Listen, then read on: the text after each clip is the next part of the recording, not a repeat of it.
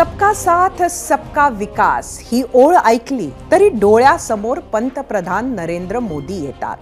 हाच नारा देत मोदींनी 2014 साली सत्ता आणली. 2019 साली याच नाऱ्यात सबका विश्वास जोडला गेला आणि घोषणा झाली सबका साथ सबका विकास सबका विश्वास. आता हे का सांगते तर त्याचं कारण आहे राष्ट्रवादी काँग्रेसचा जाहीरनामा. आता तुम्ही म्हणाल की भाजपची घोषणा आणि राष्ट्रवादी काँग्रेसच्या जाहीरनाम्याचा काय संबंध, तर तेही सांगते आणि त्यासोबत राज्यातल्या सगळ्या महत्त्वाच्या राजकीय घडामोडीही पाहायच्या आहेत. नमस्कार, मी सरिता कौशिक. 0 आवरच्या लोकसभा विशेष भागात आपलं स्वागत. लोकसभा निवडणुकांच्या पहिल्या टप्प्याचं मतदान झालंय आणि अजूनही अनेक पक्षांचे जाहीरनामे यायचे बाकी आहेत. आता तुम्ही म्हणाल की भाजप आणि काँग्रेसचे तर आले, तर हो, दोन्ही राष्ट्रीय पक्षांचे जाहीरनामे आलेत खरे, मात्र त्यांच्या मित्र पक्षांचे जाहीरनामे प्रतीक्षेत होते आणि अजूनही आहेतच. त्यातच आज अजित पवारांच्या नेतृत्वातील राष्ट्रवादी काँग्रेसचा जाहीरनामा प्रसिद्ध झाला. राष्ट्रासाठी राष्ट्रवादी अशी टॅगलाईन देत अजितदादांनी आज आपल्या पक्षाचा जाहीरनामा प्रसिद्ध केला. 12 बलुतेदारांना पुढे घेऊन जाणारा जाहीरनामा आहे असं म्हणत असतानाच अजित पवारांनी एक वक्तव्य केलं आणि जाहीरनाम्याचा भाजपच्या घोषणेशी कसा संबंध आहे हे लक्षात आलं. ते आधी पाहूयात. सबका साथ सबका विकास सबका प्रयास सबका विश्वास यावर राष्ट्रवादी काँग्रेस पार्टीची श्रद्धा आहे आणि याच भूमिकेतनं राष्ट्राचा विकास, राष्ट्राचा विश्वास आणि राष्ट्राची साथ या त्रिसूत्रीसाठी आजची लोकसभा ही महत्त्वाची आहे असं आम्हाला वाटतं आणि त्या सगळ्या गोष्टी ह्या जाहीरनाम्यामध्ये नमूद केलेल्या आहेत. अजितदादांनी तर भाजपच्या घोषणेत आणखी एक ओळ जोडली आणि मोदींच्या विकासाचं विजन पाहूनच आपण पुढे जाऊ शकतो असा विश्वासही व्यक्त केला. दुसरीकडे राज्यात शिवसेना उद्धव बाळासाहेब ठाकरे, राष्ट्रवादी काँग्रेस शरदचंद्र पवार यांच्या तुलनेत प्रचारात त्यांनी आघाडी घेतली आहे. कारण तिन्ही पक्षांचे जाहीरनामे अजूनही प्रतीक्षेतच आहेत. त्यामुळे जाहीरनाम्यांमध्ये का होईना अजित पवारांनी बाजी मारली आहे. शेतकरी सन्मान निधी, जातनिहाय जनगणना, उर्दू माध्यम शाळांना सेमी इंग्रजी स्कूलचा दर्जासह यशवंतराव चव्हाण यांना भारतरत्न मिळावं अशा काही प्रमुख मुद्द्यांचा जाहीरनाम्यात समावेश आहे. सगळ्यात महत्त्वाचं म्हणजे राष्ट्रवादी काँग्रेसनं जातनिहाय जनगणनेचा प्रश्न मार्गी लावण्यासाठी आम्ही प्रयत्न करू असं आश्वासन दिलंय. हाच जाहीरनामा प्रसिद्ध करण्याआधी अजित पवारांनी एबीपी माझाशी खास संवाद साधलाय. झंझावाती प्रचारातही अजित पवारांनी एबीपी माझाशी बोलताना अनेक विषयांवर आपली भूमिका स्पष्ट केली. बारामतीतील चुरशीची लढत असो की पवार कुटुंबातील भावनिक संघर्ष असो, प्रत्येक विषयावर अजित पवारांनी उत्तरं दिली. सगळ्यात आधी त्यांनी कोणत्या पक्षाच्या खासदाराला पाठिंबा द्यायला हवा हे बोलत असताना अत्यंत महत्त्वाचं विधान केलं. ते पाहूयात. केंद्रामध्ये जाणारा खासदार हा सत्ताधारी पक्षाच्या विचाराचा गेला तर वैभवजी कामं जास्त होतात. कारण विरोधी पक्षाचा खासदार गेला तर त्यांना नुसती विरोधी पक्षामध्ये राहून भाषणं करता येतात. सगळ्या गोष्टीला विरोध करायचा. पण त्याच्यातून मतदारसंघातली जी डेव्हलपमेंट असते ती थांबते. किंवा सेंट्रलच्या अनेक योजना आहेत, स्मार्ट सिटी वगैरे खूप योजना, त्यांची त्या योजना तेवढ्या मोठ्या प्रमाणावर त्या मतदारसंघामध्ये येत नाही. मग त्या मतदारसंघाच्या मतदारांचा काय दोष आहे? त्यांनी निवडून विरोधी पक्षाचा उमेदवार दिला, हा काय त्यांचा दोष आहे का? त्यांना जे योग्य वाटलं ते त्यांनी केलं. आता माझं म्हणणं असं आहे की आम्ही महायुतीमध्ये असल्यामुळं मी त्या भागामध्ये स्टेटचा पैसा देऊ शकलो, आणू शकलो, त्याच्यातनं डेव्हलपमेंट करू शकलो. आता मला सेंट्रलचाही पैसा राज्याकरता पण मोठ्या प्रमाणावर आणायचं आहे. ट्रेन असतात, लोकल आपले हे असतात, मेट्रो असतात वगैरे वगैरे, ह्या सगळ्याला, किंवा तुम्हाला कुठल्या वर्ल्ड बँकेचा पैसा पाहिजे असेल, जायका करता जपान गव्हर्नमेंटचा पैसा पाहिजे असेल, आणखी कुठला पैसा पाहिजे असेल, तर तुम्हाला सेंट्रलचीच मदत लागते. त्यांच्या थ्रूच तुम्ही डायरेक्ट जाऊ शकत नाही वर्ल्ड बँकेमध्ये, सेंट्रल थ्रूच जावं लागतं. आणि त्याच्यामुळं केंद्र सरकारमधला म्हणजे तिथं असणारा लोकप्रतिनिधी, खासदार हा रुलिंग पार्टीच्या साईडचा असला तर ही कामं झटपट व्हायला मदत होते. आम्ही हे महाराष्ट्राच्या राजकारणामध्ये बघितलेलं आहे. अजित पवारांच्या याच वक्तव्यावर आणि दोन्ही राष्ट्रवादी काँग्रेसमधील संघर्षावर चर्चा करण्यासाठी आपल्या सोबत विद्या चव्हाण असणार आहेत. राष्ट्रवादी काँग्रेसमधील संघर्ष आपण पाहणार आहोतच, शिवाय सगळ्या राजकीय घडामोडीही पाहणार आहोत. मात्र त्याआधी पाहूयात अजित पवारांच्या वक्तव्यावरचा आम्ही विचारलेला पहिला प्रश्न. तोच पाहण्यासाठी जाऊया आपल्या पोल सेंटरला. आजचा पहिला प्रश्न सांगते, खासदार हा सत्ताधारी पक्षासोबत असला तर कामं होतात, नाहीतर म्हणाव्या तशा योजना येत नाहीत. अजित पवारांच्या वक्तव्याशी सहमत आहात का? तुम्हाला सांगायचं होतं होय किंवा नाही. अर्थात ही भूमिका मांडत असताना अजित पवारांनी बारामती लोकसभा मतदारसंघाविषयी आपण कठोर भूमिका घेतली आहे हेही स्पष्ट केलं. गेल्या काही दिवसांमध्ये बारामतीत भावनिक राजकारण केलं जात आहे असा उल्लेख अजित पवारांनी सातत्यानं केला होता. त्यावरूनही एबीपी माझाशी बोलताना अजित पवारांनी स्पष्ट उत्तर दिलंय, ते पाहूयात. दादा, तुम्ही सुप्रिया सुळेंसोबत राहिलेला आहात, तुमचं एक भावाचं नातं आहे. असं अचानक किंवा गेल्या कालांतरापासून आपण बोलू की थोडंसं वातावरण बदलत गेलं, पण आज प्रचार करताना थोडंसं कुठेतरी दुःख वाटतं, मनाला वेदना होतात. हो का, राजकारणात तुम्ही एखाद्या म्हणजे एखाद्या निवडणुकीमध्ये उतरला तर ह्या गोष्टी भावनिक ह्या बाजूला ठेवाव्या लागतात. शेवटी ते राजकारण आहे. पण आता ज्या पद्धतीने आम्ही तुम्हाला ओळखतो, तुम्ही बाहेरून कितीही कठोर दिसलात तरी आतमधून तुम्ही मऊ आहात, सॉफ्ट आहात, भावनिक आहात. आता सध्या 7 तारखेपर्यंत मऊ, भावनिक हे सगळं बाजूला ठेवलेलं आहे. आता कठोर होऊन आमचा प्रचार चालू आहे. मी सगळ्यांना सांगतो की ही लढाई भावकीची गावकीची लढाई नाही. ही लढाई आहे. ही देशाचं भवितव्य ठरवणारी, देशाचा कारभार उद्याच्या 5 वर्षाच्या करता कोणाच्या हातामध्ये द्यायचा, अशा प्रकारची ही लढाई आहे. बारामतीत कठोर भूमिका घेणार असं म्हणत असतानाच जेव्हा आम्ही अजित पवारांना सुनेत्रा पवारांच्या उमेदवारीविषयी विचारलं तर त्यावर त्यांनीही सुनेत्रा पवारांच्या कामाचा पाढाच वाचून दाखवला आणि त्याच कशा योग्य उमेदवार आहेत हे स्पष्ट केलं. बारामतीमध्ये उमेदवारी देत असताना आम्ही अनेक व्यक्तींचा डोळ्यासमोर ठेवून विचार केला, परंतु सुनेत्रा पण जरी राजकारण पाहत नसली तरी देखील तिचं सोशल काम चालूच होतं, सोशल वर्क ज्याला आपण म्हणतो ते. आणि तिनं माझ्या गावातच ग्राम स्वच्छता अभियानामध्ये पहिला क्रमांक गावकऱ्यांच्या मदतीनं, गावकऱ्यांच्या सहभागातनं मिळून दिला. विद्या प्रतिष्ठान ही आमची विद्यानगरी आहे, ती इन्स्टिट्यूटमध्ये पण ती ट्रस्टी आहे, अनेक वर्षे तिथं पण ती काम करते. टेक्स्टाईल पार्क एक बारामतीमध्ये उभं राहिलं आहे, त्याची पण ती अनेक वर्ष चेअरमन म्हणून काम करते, आज पण ती चेअरमन आहे. तर एन्व्हायरमेंट फोरम त्यांनी स्थापन केलं, त्याच्यातनं झाडं लावण्याचा कार्यक्रम, ओढा खोलीकरण रुंदीकरणाचा कार्यक्रम, पडणाऱ्या पावसाचं पाणी मुरवण्याचा कार्यक्रम, जिरवण्याचा कार्यक्रम, पाणी जिरवण्याचा, असे कार्यक्रम चालू आहेत. आणि मी जरी निवडणुकीला उभा राहायचो त्यावेळेस फॉर्म भरायचो, शेवटच्या सभेला जायचो. त्याच्यामुळं बाकीच्या प्रचाराची यंत्रणा माझे कार्यकर्ते, आमचे सगळे वडीलधारी हे राबवायचे.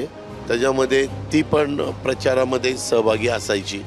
तीच पदयात्रा काढणं, लोकांना भेटणं, लोकांशी संपर्क ठेवणं, लोकांची चांगलं वागणं, बोलणं, चालणं असं करायची.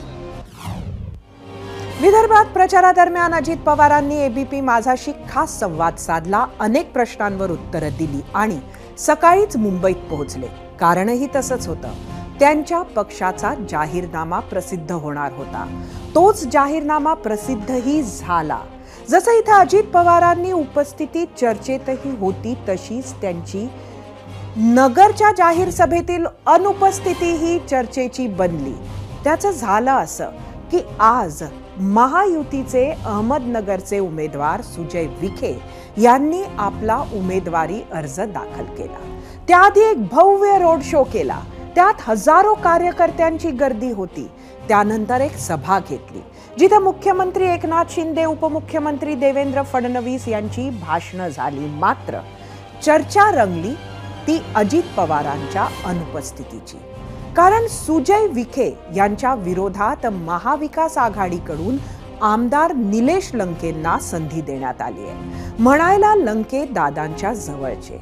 अगदी 2019च्या पहाटेच्या शपथविधीलाही उपस्थित असणारे, 2023लाही दादांसोबत सत्तेत सहभागी झालेले, मात्र काही दिवसांपूर्वीच शरद पवार गटात सामील झाले.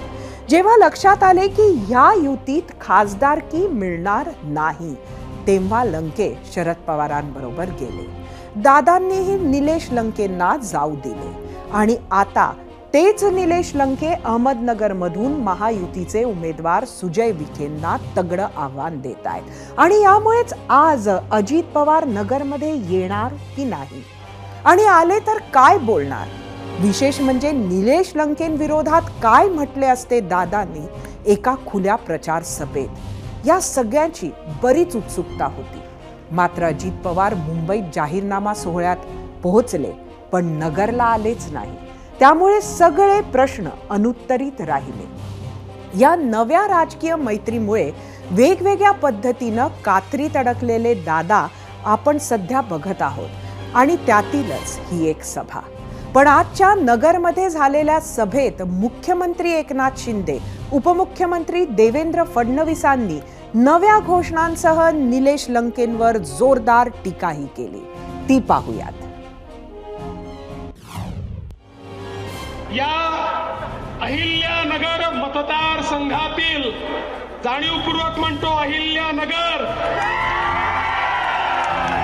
कारण तिसऱ्यांदा मोदीजी प्रधानमंत्री झाले आणि सुजय विखे खासदार झाले की हे अहिल्यानगरच होणार आहे. आमच्या मुख्यमंत्र्यांनी निर्णय घेतलेला आहे.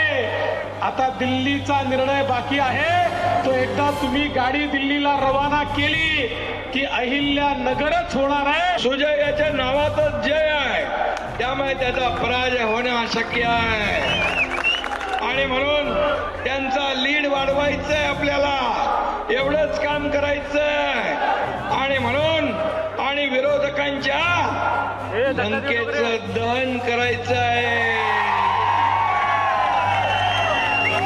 आज आपण या अहिल्यानगरच्या सर्व जनतेला हे सांगितलं आहे की आपण सर्वजण या वेळेस परत एकदा तिसऱ्यांदा आदरणीय प्रधानमंत्री नरेंद्र मोदींना प्रधानमंत्री करण्यासाठी आपण तयार आहोत. आणि त्यासाठी अहिल्यानगरचा खासदार आदरणीय प्रधानमंत्र्यांचे हात बळकट करण्यासाठी भारतीय जनता पार्टीचा होणार, हे सगळं आपल्या माध्यमातून आज सिद्ध झालेलं आहे.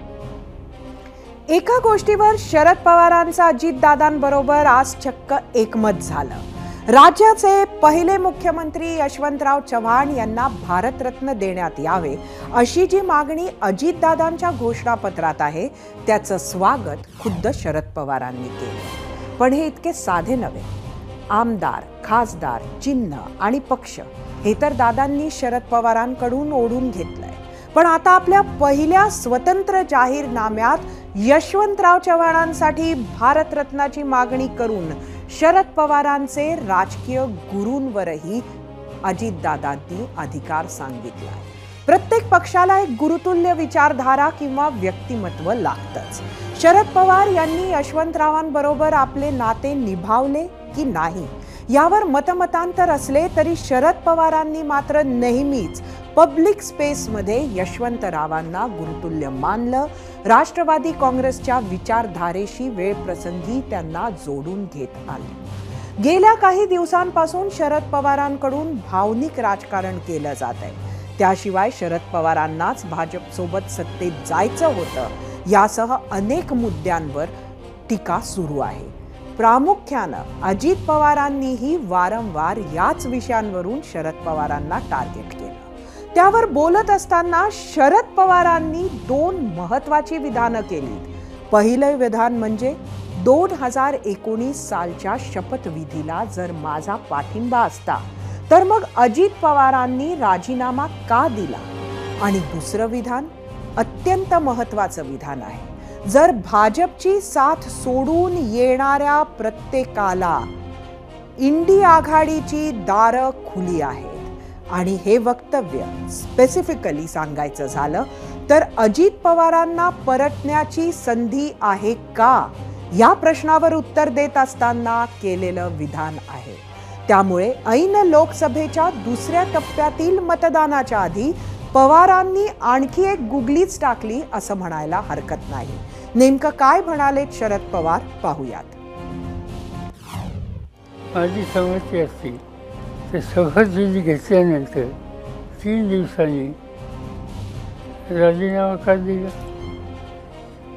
देवेंद्र फडणवीसनी दिला आणि अजित पवारांनी दिला. का दिला? आमचा सगळ्यांचा जर पाठिंबा होता तर त्यांना राजीनामा द्यायचं कारण काय? त्यावेळेला पक्षाची बैठक झाली चव्हाण सेंटरला आणि ही गोष्ट योग्य नाही या निष्कर्षात आम्ही आलो आणि सुचवलं गेलं की हे फसत नाही, त्यांनी राजीनामा. जर समजा अजित पवार तुमच्यासोबत आले, वेळ पडली तर उद्धव ठाकरेंसोबतही यायला तयार झाले तर तुम्ही घेऊ शकता का? भाजप नको, भाजप नको, इंडिया आघाडीमध्ये आली तर चालते. बाकीच्या सगळ्या आघाडीच्या काही सोडून आणि त्यांना विचार करायला काही नुकसान नाही त्याचं. आमचं या देशाची सत्ता भाजपच्या हातात राहणं हे देश हिताचं नाही या निष्कर्षाचे आम्ही सगळे लोक जे इंडिया आघाडीमध्ये आहेत.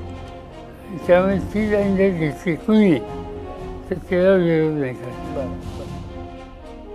याच राजकीय आरोप प्रत्यारोपानंतर आता वेळ झाली आहे तुम्ही दिलेल्या प्रतिक्रिया पाहण्याची. त्यासाठी जाऊयात आपल्या मीडिया सेंटरला. आजचा प्रश्न परत एकदा सांगतो. खासदार सत्ताधारी पक्षासोबत असला तर कामं होतात, नाहीतर म्हणाव्या तशा योजना येत नाहीत. अजित पवारांच्या वक्तव्याशी सहमत आहात का? सोशल मीडियावर आलेल्या प्रतिक्रिया बघूयात. एक्सवरून साईनाथ जाधव, जिंकल्यानंतर पक्षपात करत असेल तर तो नेताच नाही. यूट्यूबवरून विवेक निकम, याचा अर्थ विरोधी पक्षात कोणी थांबलाच नाही पाहिजे. लोकशाहीत विरोधी पक्ष पण महत्वाचा आहे.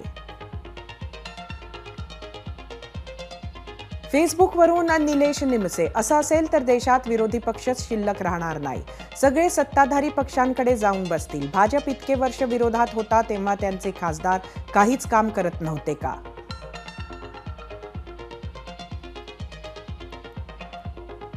अजित पवारांचा जाहीरनामा आणि राष्ट्रवादीतील संघर्ष या सगळ्याचं विश्लेषण करण्यासाठी जाऊयात गेस्ट सेंटरला, जिथं आपल्या सोबत असणार आहेत शरद पवार गटाच्या नेत्या विद्या चव्हाण. विद्याताई, आपलं स्वागत आहे एबीपी माझाच्या 0 आवरमध्ये.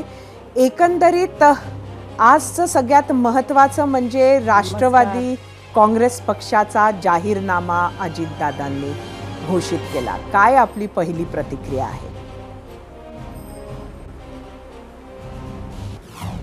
नाही, त्या जाहीरनाम्यामध्ये काही विशेष नाही आहे. म्हणजे जसं अजितदादा म्हणतात की सत्ताधारी पक्षाच्या खासदारांना तुम्ही जर निवडून दिलं तर तुम्हाला खूप काही फायदे होतील. पण आता केंद्रामध्ये पण मोदींचं सरकार आहे, राज्यामध्ये ट्रिपल इंजिन सरकार आहे, पण असं काहीही या मॅनिफेस्टोमध्ये नाही आहे की ज्याने लोकांना असं वाटेल की यांना मतं दिली पाहिजे. काहीच नाही आहे. म्हणजे यशवंतराव चव्हाणांना भारतरत्न याबरोबरच जर सावित्रीबाई फुले, ज्योतिबा फुले यांना सुद्धा, जी महाराष्ट्राची जुनी मागणी आहे, त्यांना सुद्धा भारतरत्न देण्याचा प्रस्ताव जर अजितदादा दिला असता तर जास्त बरं झालं असतं. आणि MSP अजूनपर्यंत का दिली नाही असा प्रश्न आता आम्हाला पडलेला आहे की तुमचं जवळजवळ फडणवीसांचं सरकार 2 वर्ष पूर्ण करेल, शिंद्यांचं, आणि तुमचं ट्रिपल इंजिन सरकार असून सुद्धा अजूनपर्यंत शेतकऱ्याला इथे MSP मिळालेली नाही. तर मग आता तुम्ही देणार म्हणजे काय? जे तुम्ही आतापर्यंत, त्याच्या आधी देवेंद्र फडणवीस 5 वर्ष मुख्यमंत्री होते, तिकडे मोदींचं सरकार होतं, तिथे मोदींचं सरकार होतं, महाविकास आघाडीचं सरकार यांनी हिसकावून घेतलं, यांनी 50 खोके एकदम ओके आणि आमदारकी मंत्रीपद देऊन यांनी हे सरकार कसं तरी स्थापन केलं. त्याच्यात एवढं काही कौतुक वाटण्यासारखं नाहीये. म्हणजे ज्या लोकांनी, ज्या लोकप्रतिनिधींना निवडून दिलं त्यांची खरेदी विक्री करून हे सरकार झालं, पण ते कायम निवडणुकांच्या मोडवर आहे. त्यांनी लोकांसाठी काहीही कामं केलं नाही. विद्याताई, 2019ला हे सरकार आलं तेव्हाही लोकांनी ज्या अलायन्सेसला निवडून दिलं होतं त्या फॉर्मॅटमध्ये हे तेव्हाही आलेलं नव्हतं. पण आज सुद्धा ते त्या फॉर्मॅटमध्ये नाहीये, हे सुद्धा आपल्याला तेवढंच मान्य करावं लागेल. मात्र आजच्या जाहीरनाम्यामध्ये आपल्याला यशवंतराव, त्याच्यात करोनाचा 2 वर्षाचा पिरियड हा आमच्यामध्ये 2.5 वर्ष जे आमचं सरकार होतं त्याच्यामध्ये 2 वर्ष करोनामध्ये गेली होती. लोकांचं आरोग्य, एकमेकांशी न बोलणं, एकमेकांना न भेटणं, याच्यामध्ये आपलं गेलं होतं. हे विसरता कामा नये. त्याच्यानंतर यांनी हे सरकार हिसकावून घेतलेलं आहे. हे काही लोकांनी निवडून दिलेलं सरकार नाहीये. 2019चं सरकारही लोकांनी निवडून दिलेलं नव्हतं विद्याताई.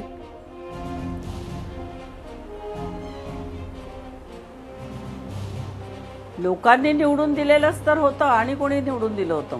मग हे 3 म्हणजे देवेंद्र फडणवीसांचं सरकार 14 ते 19 पर्यंत होतं. 2019ला जे पक्ष एकत्र निवडणूक लढले होते ते एकत्र राहिले नाही आणि तेच आजचंही चित्र आहे. कारण 2.5 वर्ष उद्धवजींना मुख्यमंत्री पद देऊ केलं होतं, पण फडणवीसांनी ते दिलं नाही. त्यांनी ते 5 वर्ष स्वतःकडे ठेवलं, त्यांनी शब्द पाळला नाही आणि म्हणून त्यांनी शिवसेनेने त्यांची साथ सोडलेली आहे. हे पण आपण विसरता कामा नये. पण मग आता तुम्हाला भाजपा सोडून सगळे वापस आले तर चालणार आहे असं दिसतंय. आजचं शरद पवारांचं वक्तव्य आहे. त्यामुळे अजितदादांसाठी सुद्धा तुमचे दरवाजे खुले आहेत का? त्याचबरोबर शिंदे गटातील गद्दारांना आम्ही घेणार नाही असं संजय राऊत सांगतात आहेत. पण ती मंडळी जर तुमच्याकडे आली तर त्यांच्यासाठी दरवाजे खुले आहेत का?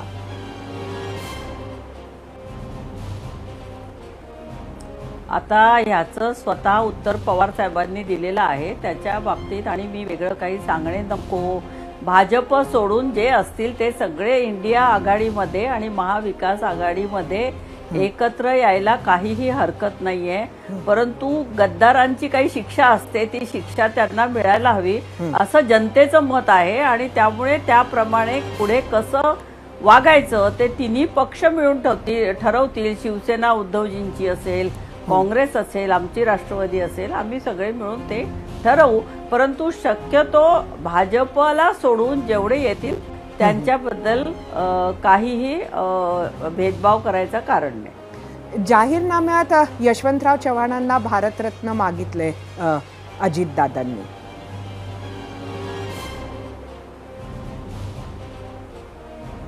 चांगली मागणी आहे ना, ती चांगली मागणी आहे. महाराष्ट्राचे पहिले मुख्यमंत्री यशवंतराव चव्हाणजी यांच्याविषयी प्रत्येक मराठी माणसाला अभिमानच आहे. आणि यशवंतराव चव्हाणांनी जे काम केलेलं आहे त्याचं आता तुम्ही जे बघितलं, भारतरत्नांची जी खिरापत वाटली गेली मध्ये, त्याप्रमाणे जर काय तर महाराष्ट्रात का नाही दिली गेलं? म्हणजे महाराष्ट्रात जे गुणी व्यक्तिमत्व होऊन गेलेली आहेत त्यांना देणं आवश्यकच आहे. आणि यशवंतराव चव्हाणांना तर निश्चितच भारतरत्न मिळालं पाहिजे. पण त्याचबरोबर जसं मी सांगितलं, ज्योतिबा फुले आणि सुद्धा भारतरत्न मिळावं अशी आमच्या महाराष्ट्रातल्या लोकांची मागणी आहे. कारण शिक्षणामध्ये त्यांनी जे काम केलेले ते प्रचंड आहे. शाहू महाराजांचं काम मोठं आहे आणि म्हणून ह्या लोकांना भारतरत्न दिलीच पाहिजे. ज्यांना अपेक्षित नव्हतं अशा लोकांना दिली गेलेली आहेत, परंतु जे खरोखर भारतातले रत्न आहेत अशा लोकांना देण्यामध्ये टाळाटाळ का केली जाते? तुमच्या जाहीरनाम्यात असणार आहेत का ही नावं? राहत नाही. ही नावं तुमच्या जाहीरनाम्यात असणार आहेत का? निश्चितच आम्ही नक्कीच मागणी करू की महात्मा ज्योतिबा फुले आणि सावित्रीबाई फुल्यांना भारतरत्न दिलं पाहिजे ही मागणी, आणि शाहू महाराजांना पण भारतरत्न दिलं पाहिजे.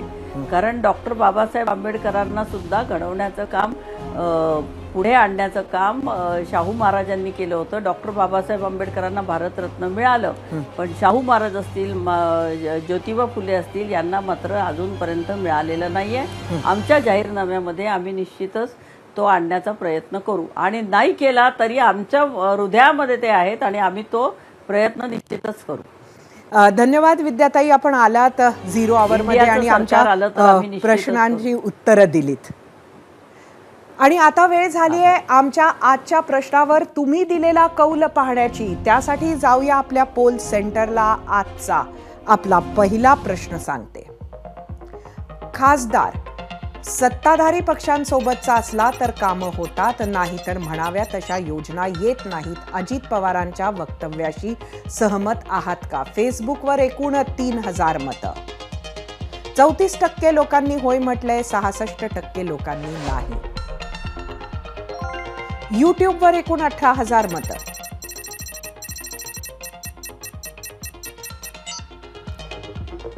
33% होय म्हटले, 67% नाही. इंस्टाग्रामवर एकूण 3,500 मतं.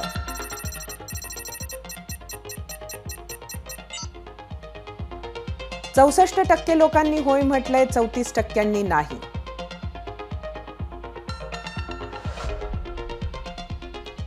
एक्सचा कौल बघूया.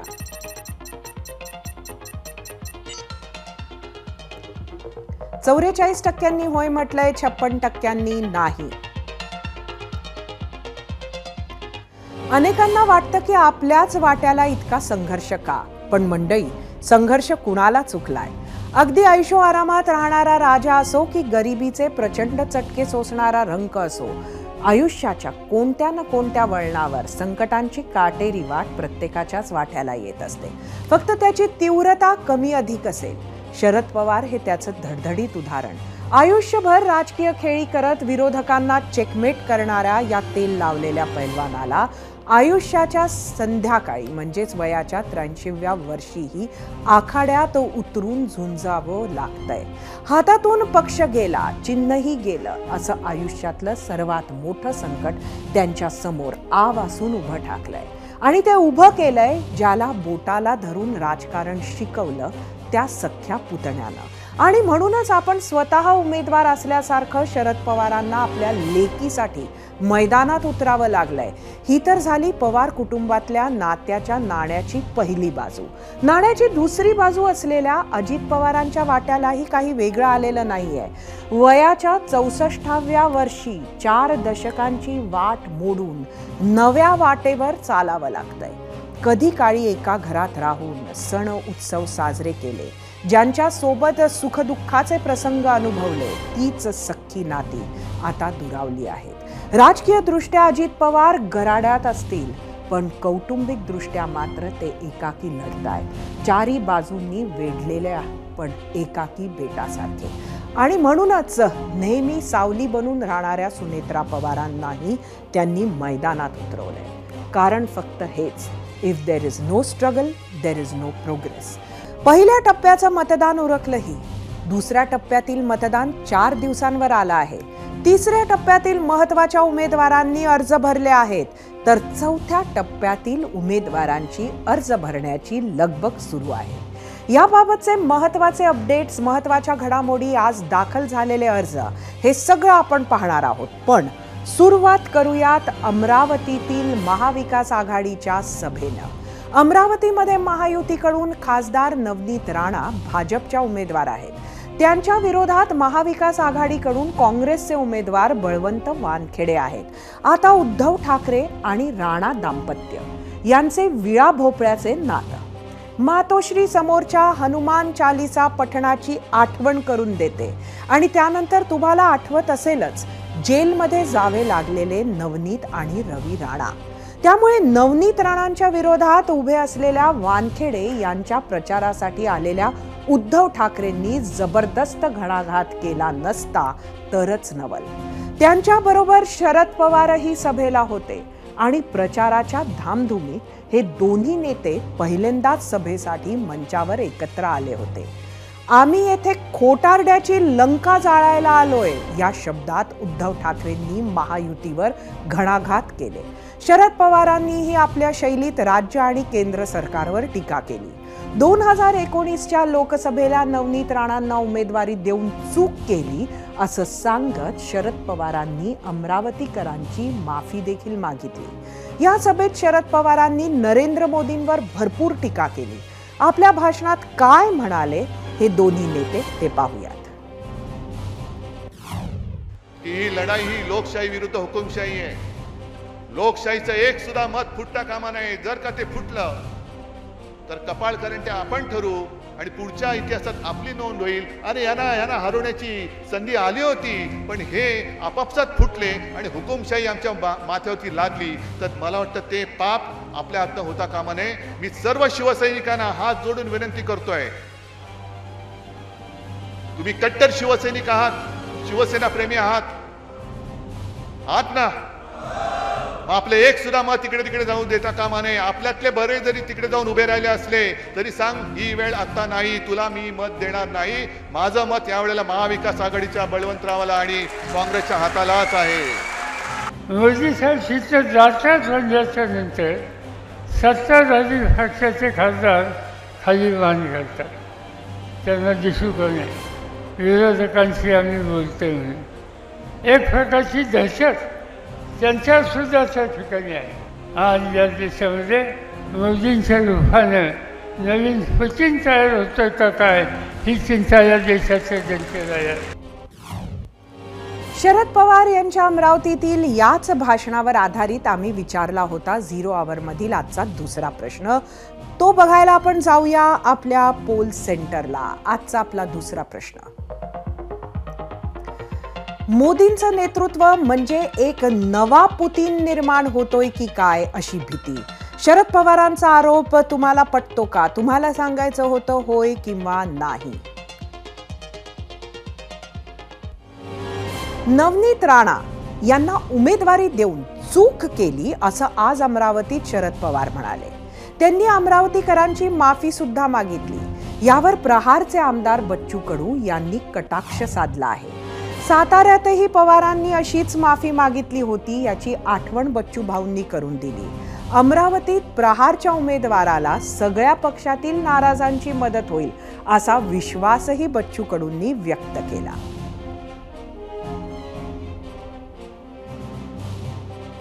पवार साहेबांनी 2दा चूक केली आणि एवढी मोठी चूक केली तर ते सगळ्या अमरावतीकरांना भोगावं लागलं. एवढ्या मोठ्या चुका करू नये कोणा. मोठ्या माणसांना अशा मोठ्या चुका केल्या तर प्रॉब्लेम होतो ना. आज 4थ्या टप्प्यातील काही महत्त्वाच्या उमेदवारांनी अर्ज दाखल केले. नंदुरबार लोकसभेच्या भाजप उमेदवार खासदार डॉक्टर हिना गावित यांनी आपला उमेदवारी अर्ज दाखल केला. यावेळी जिल्ह्यातील आणि उत्तर महाराष्ट्रातील प्रमुख नेते उपस्थित होते. शक्ती प्रदर्शन करत त्यांनी 3 उमेदवारी अर्ज दाखल केले. हिना गावित यांच्या सोबत त्यांच्या भगिनी जिल्हा परिषदेच्या अध्यक्षा सुप्रिया गावित यांनीही डमी म्हणून 3 अर्ज दाखल केले आहेत.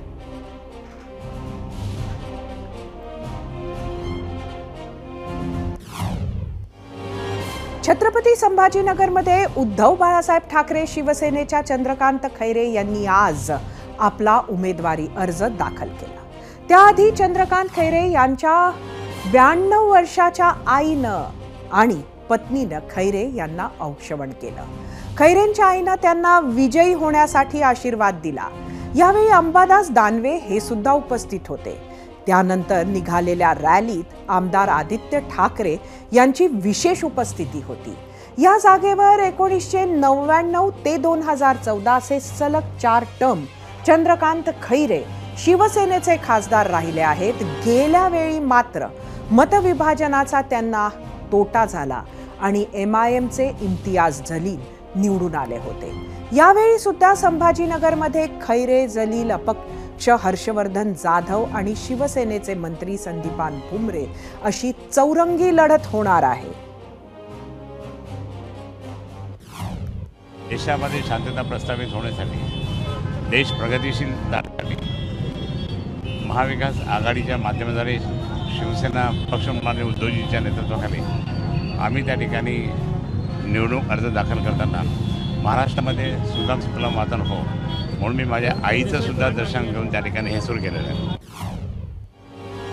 बाळासाहेबांची शिवसेना म्हटली की नजरेसमोर येतो तो धनुष्यबाण. आता मात्र उद्धव बाळासाहेब ठाकरे शिवसेनेचे नेते आदित्य ठाकरे यांना या धनुष्यबाणाला मतदान करू नका हे सांगावे लागते. राज्यात 9 ठिकाणी मशाल विरुद्ध धनुष्यबाण अशी लढत आहे आणि ते वेदनादायी असल्याचं आदित्य ठाकरे म्हणाले. ज्या चिन्हासाठी आजवर मतं मागितली त्याच चिन्हाला मतदान करू नका असं शरद पवार आणि आम्हाला सांगावं लागत असल्याचंही ते बोलले. यावेळी निवडणूक आयोग आणि भाजपवर त्यांनी कठोर शब्दात टीका केली, तर मुख्यमंत्री एकनाथ शिंदेंसाठी केलेला शब्दप्रयोग मात्र आम्ही तुम्हाला ऐकवत नाही. मला वाटतं त्यांच्यासारख्या व्यक्तीने अजून पाहिली नाहीये. ज्यांनी त्यांना घडवलं, त्यांच्या पाठीत खंजीर खुपसून महाराष्ट्राशी धोका करून सगळे उद्योग तर गुजरातला पळवले, शेतकरी आत्महत्या वाढत चालल्यात. आणि ज्या माणसाने, ज्या व्यक्तीने तुम्हाला सगळं काही दिलं, तुमची राजकीय ओळख असेल, तिकीट असेल, मंत्रीपद असेल, त्यांच्या सगळ्यात कठीण काळात पाठीत खंजीर खुपसणं आणि जाऊन मग अशी वक्तव्य करणं, ह्याच्यासारखं तिने पाहिली नाही. आपण लग्न रजिस्टर केलं आणि नंतर सामाजिक सोहळा केला असं ऐकत आलो, बघितलंही आहे. आता काहीसं तेच राजकारणातही होतंय. आज मुहूर्त बघून छत्रपती संभाजीनगरमधून महायुतीकडून शिवसेनेचे उमेदवार मंत्री संदीपान भुमरे यांनी उमेदवारी अर्ज दाखल तर केला, पण ही फक्त रजिस्ट्री होती. धूमधडाका होणार आहे 25 तारखेला, जेव्हा मुख्यमंत्री आणि दोन्ही उपमुख्यमंत्र्यांच्या उपस्थितीत शक्ती प्रदर्शन करत पुन्हा अर्ज भरला जाईल. आज आमदार संजय शिरसाट यांच्यासह महायुतीतील अनेक नेते मंडळी उपस्थित होते. संभाजीनगर शिवसेनेचा बालेकिल्ला आहे, त्यामुळे संदीपान भुमरे लाखोंच्या मतांनी निवडून येतील असा विश्वास आमदार अब्दुल सत्तार यांनी हिंगोलीत व्यक्त केला. आज उमेदवारी अर्ज भरला. माझ्यासोबत सर्व पक्षीय नेते माझ्यासोबत आहे आणि आज एक मुहूर्त म्हणून आम्ही एक अर्ज भरलेला आहे. पण आमचा अर्ज, उमेदवारी अर्ज, मुख्यमंत्री एकनाथजी शिंदेसाहेब असतील, देवेंद्र फडणवीस असतील, अजितदादा, सर्व जे काही नेते मंडळी येतील, पण मुख्यमंत्री यांच्या हस्ते 25 तारखेला उमेदवारी अर्ज भरला जाईल. बरं, हाच काय कारण होतं म्हणजे नेमकं? हाच कारण म्हणजे आपलं मुहूर्त म्हणून एक भरलेलं आहे. मावळ लोकसभा मतदारसंघातून शिवसेनेचे विद्यमान खासदार श्रीरंग बारणे यांना 3ऱ्यांदा उमेदवारी मिळाली आहे. आज त्यांनी अर्ज दाखल केला. आकुर्डी ते PMRDA कार्यालयापर्यंत पदयात्रा काढण्यात आली. यावेळी मुख्यमंत्री एकनाथ शिंदे, उपमुख्यमंत्री अजित पवार, मंत्री चंद्रकांत पाटील उपस्थित होते. गेल्या निवडणुकीत श्रीरंग बारणे यांनी राष्ट्रवादीच्या पार्थ अजित पवार यांचा पराभव केला होता. पार्थ यांना 5 लाखांपेक्षा जास्त मतं पडली होती. मात्र 7,20,000 मतं घेत बारणे 2,15,000 मतांनी निवडून आले होते. आज तीच राष्ट्रवादी सोबत आहे. तसंच पंतप्रधान नरेंद्र मोदींच्या नावामुळे बारणे यांना विजयी हॅट्रिकची खात्री वाटत आहे. महाविकास आघाडीचे उमेदवार संजोग वाघेरे हे उद्या उमेदवारी अर्ज दाखल करणार आहेत.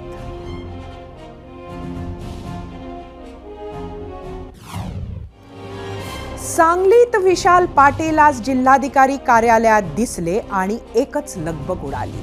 ते अर्ज माघारी घेणार का अशी चर्चाही सुरू झाली. इतक्यात विशाल पाटील निवडणूक चिन्ह घेण्यासाठी आले असल्याचं कळलं आणि पाटील समर्थकांचा जीव भांड्यात पडला. निवडणुकीसाठी विशाल पाटलांना लिफाफा हे चिन्ह मिळालं आहे. यानंतर विशाल पाटलांनी माध्यमांशी संवाद साधला. खरी लढत भाजपचे संजय काका पाटील आणि माझ्यातच आहे अशी प्रतिक्रिया काँग्रेसचे बंडखोर असलेल्या विशाल पाटील यांनी दिली.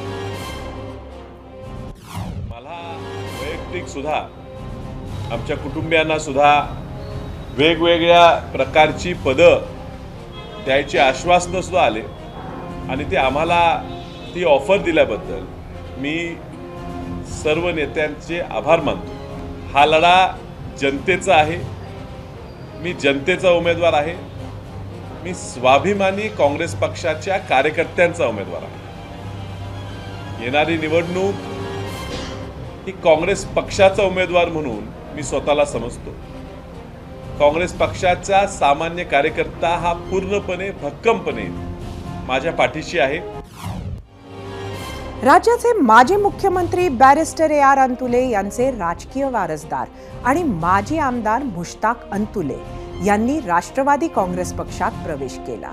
या कार्यक्रमासाठी राष्ट्रवादी काँग्रेस पक्षाचे राष्ट्रीय कार्याध्यक्ष प्रफुल्ल पटेल, प्रदेशाध्यक्ष सुनील तटकरे, मंत्री धनंजय मुंडे, मंत्री हसन मुश्रीफ उपस्थित होते.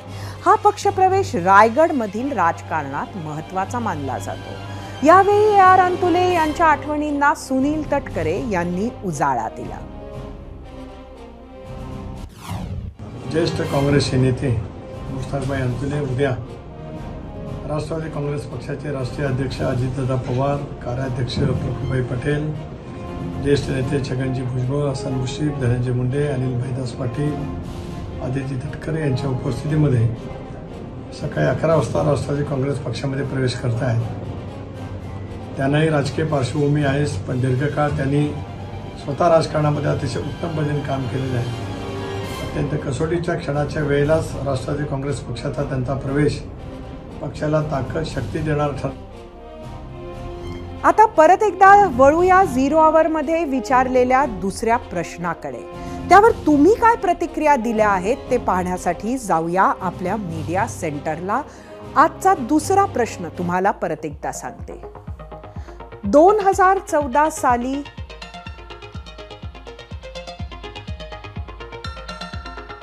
आजचा प्रश्न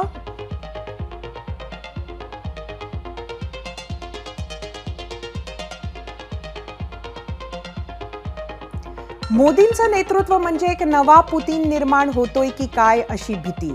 शरद पवारांचा आरोप पटतो का? सोशल मीडियावर काय आहेत प्रतिक्रिया बघूयात. शेख जब्बार, 2014 साली हे शरद पवार साहेब होते ज्यांनी भाजपला सत्ता स्थापन करण्यासाठी बिनशर्त पाठिंबा दिला होता. एक्स वरून गोकुळ तायडे, सत्ता असली की बिनबुडाचे आरोप होणारच. YouTube वरून जगदीश भारती, पुतीन आवश्यकच आहे वाकड्यात शिरणाऱ्यांना सरळ करण्यासाठी.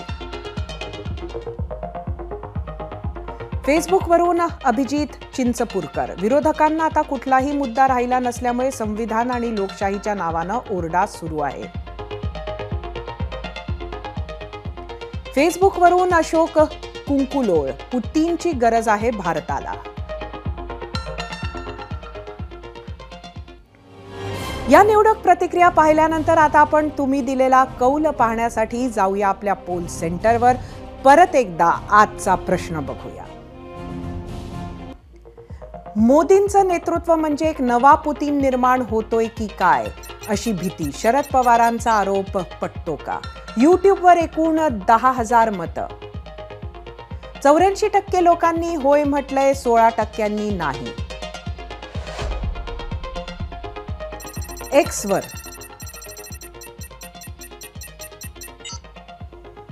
70% होय म्हटलंय, 30% नाही. इंस्टाग्रामवर जवळजवळ 2,000 मतं. 68% होय म्हटलंय, 32% नाही. फेसबुकवर बघूया.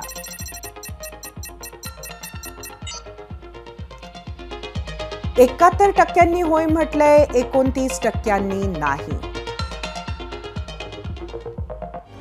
ही निवडणूक एनडीएच्या बाजूने पंतप्रधान नरेंद्र मोदींच्या चेहऱ्यावर लढली जाणार असं आपण सतत ऐकतोय. राज्यातही महायुतीकडून अनेक ठिकाणी तसाच प्रचार केला जात आहे. त्यातही ज्या भागात वेगवेगळ्या कारणांमुळे महायुतीच्या उमेदवाराबाबत नाराजी आहे त्या ठिकाणी राष्ट्रीय मुद्दे आणि मोदींचं नाव पुढे केलं जात आहे. याला काउंटर करण्यासाठी शरद पवार असोत की उद्धव ठाकरे, संजय राऊत असोत, हे आता थेट नरेंद्र मोदींनाच टार्गेट करत आहेत असं म्हणावं लागेल. त्यातूनच आज शरद पवारांनी अमरावतीच्या भाषणात मोदींची तुलना रशियाचे अध्यक्ष व्लादिमीर पुतीन यांच्याशी केली असावी. मोदींची प्रतिमा हुकुमशहा सारखी रंगवण्याचा इंडिया आघाडीचा प्रयत्न आहे. त्याला मतदार कितपत प्रतिसाद देतात त्यावर या निवडणुकीचं बरंच यश अपयश अवलंबून असणार आहे. पंतप्रधान नरेंद्र मोदी यांनी उत्तर प्रदेशातील अलीगडमधील प्रचार सभेतील भाषणात केलेलं एक वक्तव्य सध्या खूप चर्चेत आहे. त्यावरून वादही सुरू झाला आहे. इंडिया आघाडीनं जोरदार टीका सुरू केली आहे. पंतप्रधानांना निवडणूक आयोगानं नोटीस द्यावी अशी मागणी कपिल सिब्बल यांनी केली आहे. काय म्हणाले होते मोदी आणि त्याला उद्धव ठाकरेंनी काय उत्तर दिलं ते सुद्धा पाहूयात. कि देश की संपत्ति पर पहला अधिकार मुसलमानों का है. इसका मतलब ये संपत्ति इकट्ठी करके किसको बांटेंगे? जिनके ज्यादा बच्चे हैं उनको बांटेंगे. घुसपैठियों को बांटेंगे. क्या आपकी मेहनत की कमाई का पैसा घुसपैठियों को दिया जाएगा? आपको मंजूर है ये? काल एका कुठल्या तरी सभेत ते म्हणाले की काँग्रेस ज्यांना जास्त मुलं होत आहेत त्यांना सगळी संपत्ती वाटून टाकेल. अहो मग 10 वर्ष तुम्ही तिकडे बसला होतात, कमी मुलं होणाऱ्यांना का नाही वाटलीत? आता ही जास्त मुलं कोणाला होतात आणि कमी मुलं कोणाला होतात ते मोदींना कसं कळते देव जाणे. नाही त्यांच्याकडे यंत्रणा असेल कारण प्रधानमंत्री आहे. या बातमीसोबत 0 आवर मध्ये वेळ झाली आहे इथेच थांबण्याची. उद्या संध्याकाळी 7:56 पुन्हा भेटूयात. पाहत रहा एबीपी माझा.